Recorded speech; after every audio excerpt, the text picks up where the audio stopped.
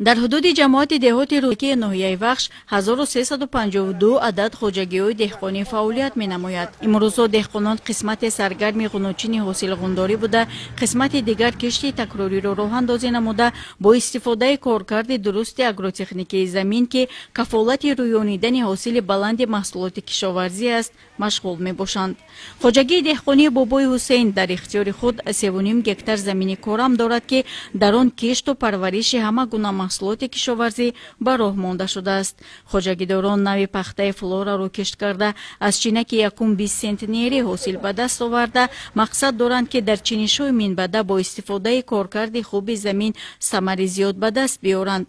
ғарқи ҳосил будани замини пахтазор аз заҳмати зиёди деҳқонони хоҷагӣ дарак медиҳад. 3 гектар 6 сотиқ замини корам дорем, пахта киш кардагием. Якум чинак мо ҳосили хуб гирифтем, 25 сентир пахта чиндем. Кишти такрорӣ на савзӣ кардагием, дар инҷа капуст кардагием, макаи донӣ кардагием, беда кардагием, як камтари дига барои чорво. ҳосила мегирем, маҳсулота бозор мебурорем. дар қитъаҳои дигари замини хоҷагӣ кишти такрорӣ гузаронида шуда аз қабили сабзӣ, карам, макайдон ва ғайра парвариш карда мешавад.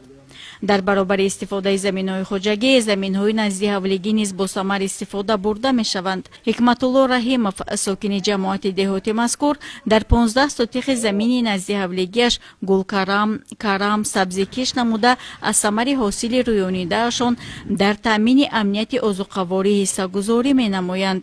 аҳли ин хонавода аз маҳсулоти истеҳсолии худ барои зимистон захира намуда дар шакли гуногун негаҳдорӣ менамоянд ки то дар фасли зимистон хуб истифода намоянд. мо ами замин зиндагӣ беҳбудӣ шидесай, фоида овардесем, ҳосили хуб гирифтесем аз замин. ҷои кор ҳаст, ҳама келино кор кардесанд дар ҳамин замин. меҳнат кини фоида ҳаст, мешавад, зиндагӣ пеш меравад.